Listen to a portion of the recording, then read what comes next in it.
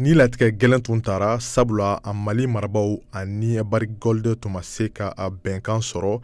Hakili jiginna nin y'a san kelen k'a fɔ ko Mali marabaw olu tun ye a ɲini jateminɛ baradaba dɔ fɛ o ka se cogo min na ka jateminɛ kɛ a Mali dugujukɔrɔ nafolo kun kan.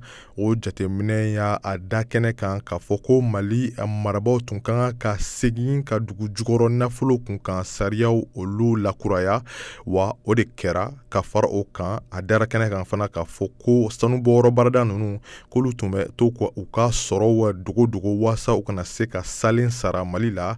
A jateminɛna fana k'a fɔ ko a Mali marabaw ko cogosi la k'olu man ka a taji kɔni di ni sanu baradabaw ma, taji mun na Mali yɛrɛ marabaw bɛ musaka di ka dɔ bɔ o sɔngɔ la.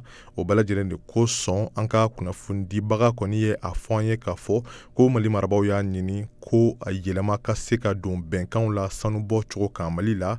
Barada dɔw i n'a fɔ Sadiola Semos olu kɔni y'a jira k'a fɔ k'olu sɔnna o ma teliya la, nka Barrick Gold olu kɔni tun ma sɔn. O yɛrɛ de nana ni furukufuruku in wulili ye. Dɔgɔkun daminɛ baradaba in y'a lase k'a fɔ sɛbɛn dɔ kɔnɔ k'olu nisɔndiyalen don sabula k'olu ni Mali marabaw ye bɛnkan sɔrɔ.